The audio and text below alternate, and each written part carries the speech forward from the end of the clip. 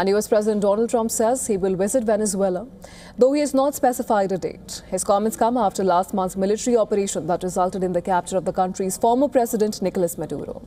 Speaking to reporters at the White House, the president claimed that his relationship with Venezuela is strong and companies are returning to the country's oil fields.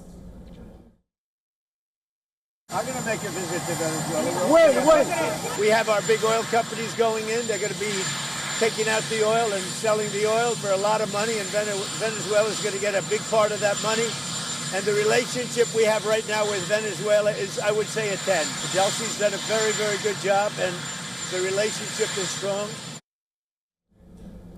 US President Donald Trump traveled to Fort Bragg in North Carolina to honor US troops who were involved in the January 3rd operation in Caracas that resulted in the capture of former Venezuelan leader Nicolás Maduro.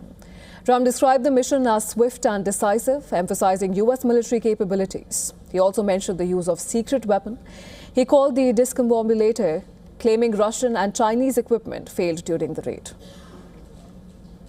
We have the best warriors in the world, because you can have the greatest equipment, but if you don't have the warriors, the equipment doesn't mean much.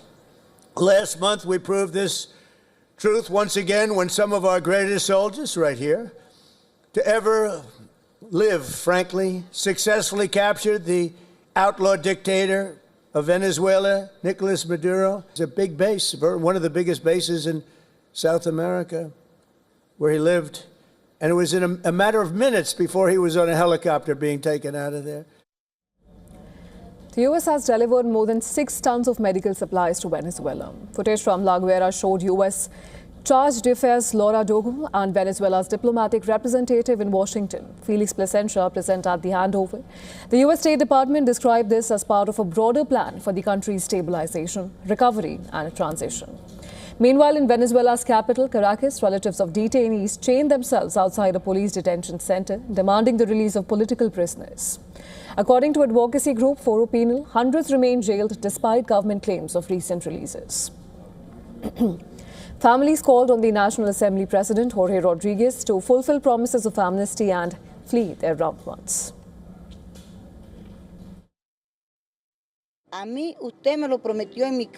want my son free, and along with him, all those who are in there. It's time, Mr. Jorge. Please, release our prisoners. We are tired. We are exhausted mothers. We are chained here.